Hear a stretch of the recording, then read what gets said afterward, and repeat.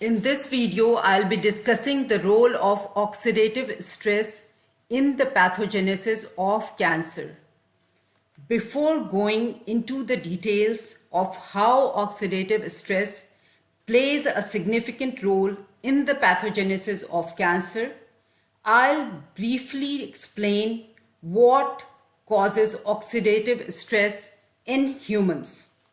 In healthy humans, a delicate balance exists between the level of pro-oxidants and antioxidants, as you can see in this slide.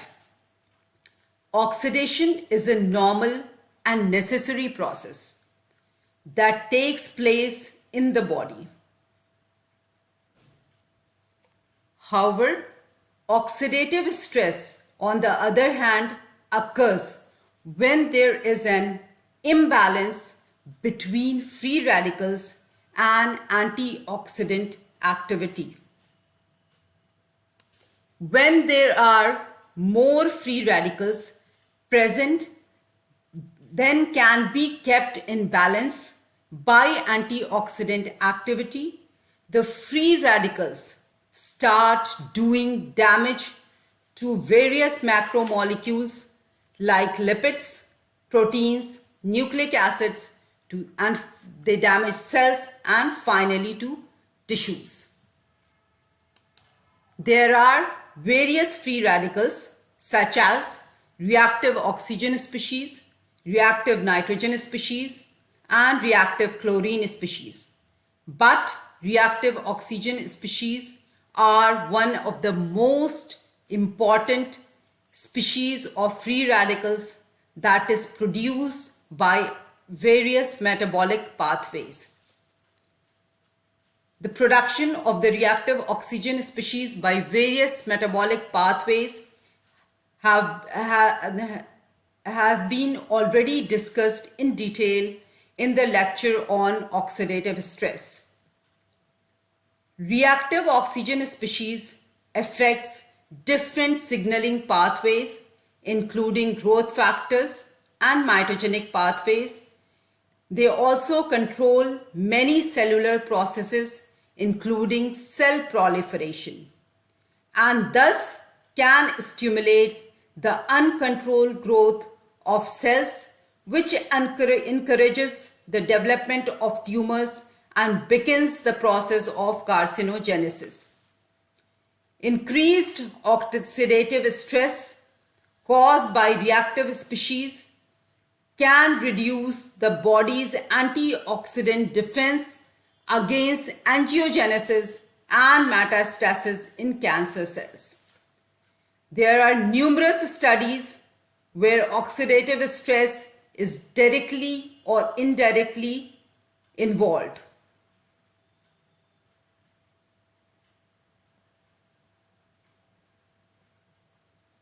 There are numerous diseases where oxidative stress is involved directly or indirectly, but cancer is a major health problem and a common cause of death worldwide.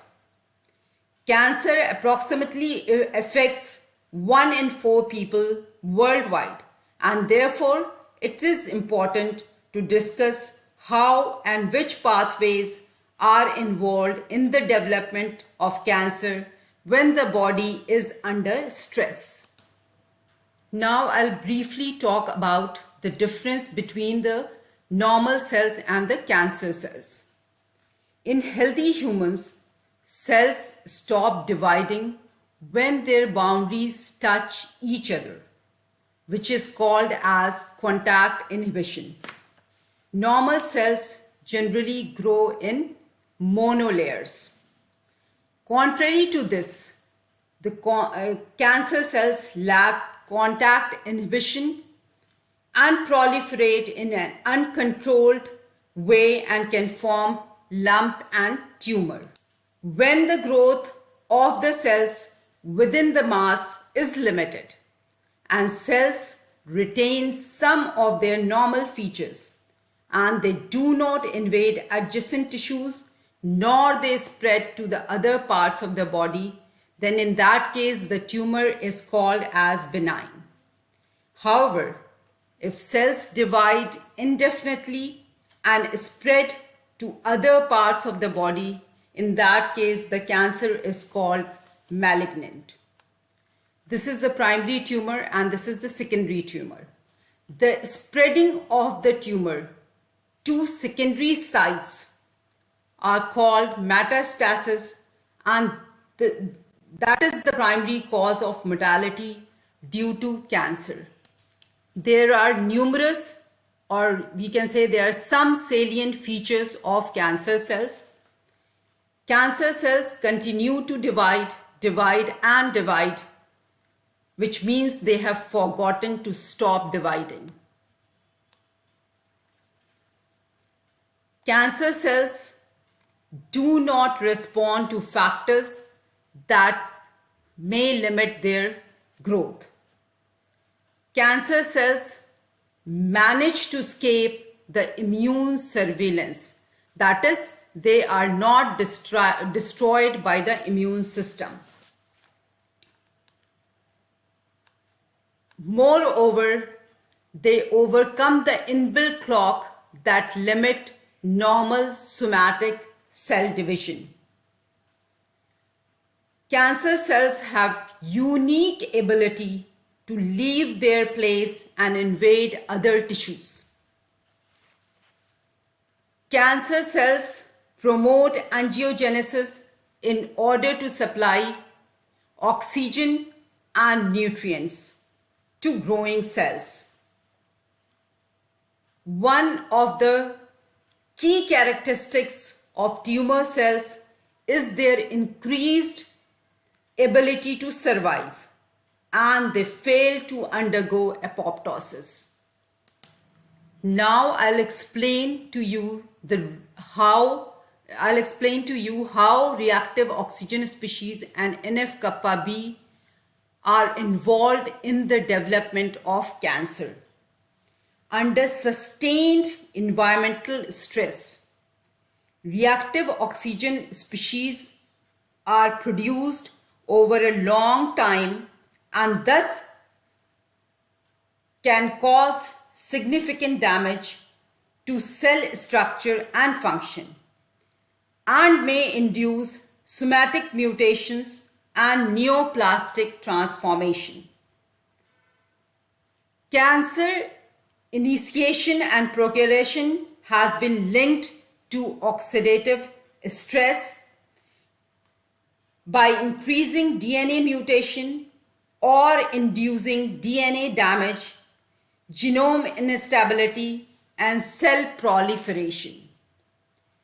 Normally, a delicate balance exists between DNA damage and DNA repair, which prevent mutagenesis. However, under oxidative stress, the damaged DNA cannot be repaired, and this causes the development of carcinogenesis. NF-kappa B is an abbreviation which stands for nuclear factor kappa light chain enhancer of activated B cells. It's a transcription factor. It includes all these proteins. It can occur both as a homodimer as well as a heterodimer. Activated NF-kappa B act as an inhibitor of apoptosis. The upregulated cell proliferation and of failure in apoptotic cell death result in the development of cancer. Nuclear factor kappa B pathway plays an important role in the control of cell growth, differentiation, apoptosis, inflammation, stress. It is also involved in many other physiological processes by regulating cellular signaling. Normally, in almost all cell types, this nuclear factor kappa B is sequestered in the cytoplasm. That means it remains in the cytoplasm. And how it stays in the cytoplasm? Through tight association with its inhibitor. One inhibitor is IKB and the other inhibitor is P100 protein. And this P100 protein serve both as an inhibitor and precursor of nuclear factor kappa B DNA binding subunits. Carcinogen and tumor promoters such as UV radiation, alcohol, benzoalpha-pyrene and various reactive oxygen species are among the external stimuli that activate nuclear factor kappa B. This IKK, which is also called as IKB kinase. This is called as IKK complex or IKB kinase complex. What is this? It is a master regulator for the activation of NF kappa B. So this is one NF kappa B which is sequestered in the cytoplasm through its association with inhibitory kappa B, that is IKB, and the other NF kappa B is P100 bound to rel B.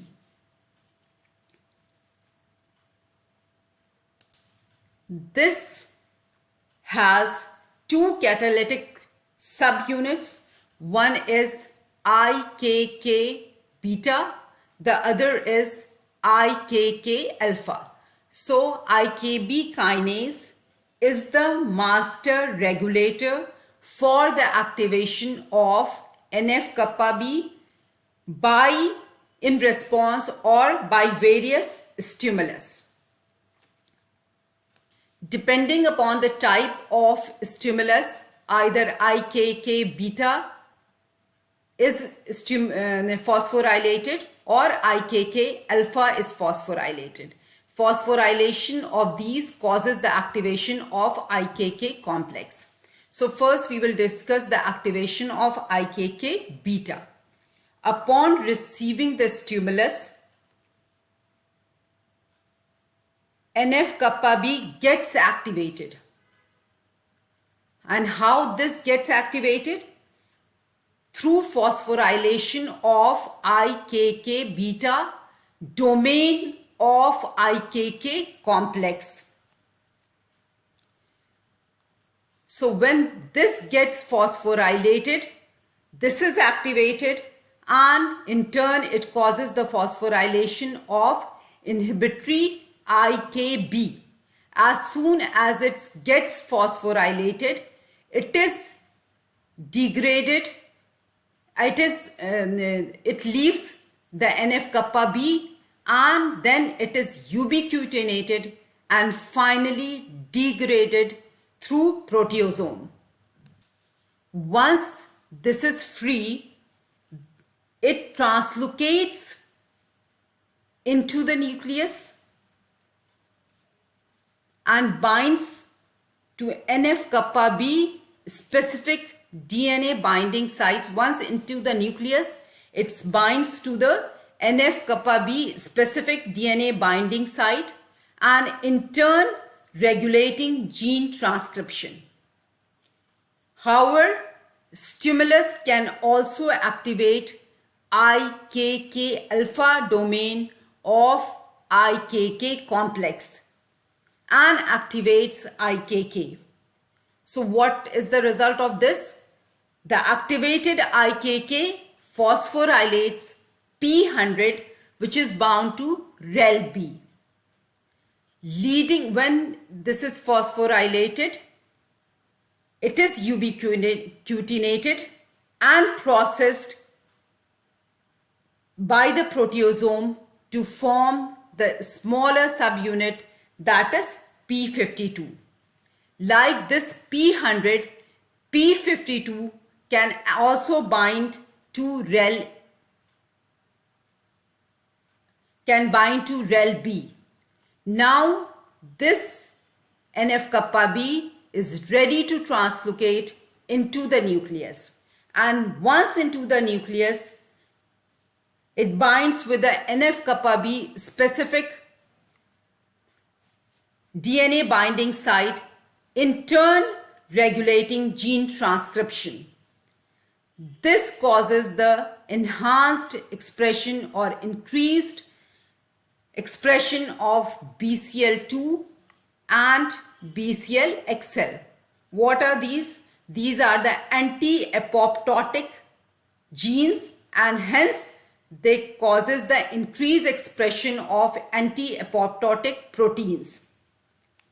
At the same time, it inhibits the expression of BIM, that is apoptotic protein, apoptotic gene, and hence the apoptotic protein.